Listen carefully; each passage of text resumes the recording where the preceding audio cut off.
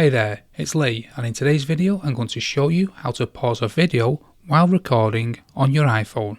It's a pretty common question and I'm going to walk you through it step by step.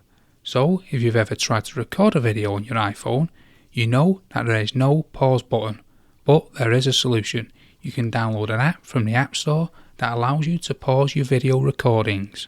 One app that I recommend is Video Cam Plus Pause. It's a free app that you can download from the App Store, and it works really well. Once you've downloaded the app, you can use it to record video and pause whenever you need to. The app is really easy to use. Just open it up and click on the record button. When you want to pause the recording, just hit the pause button.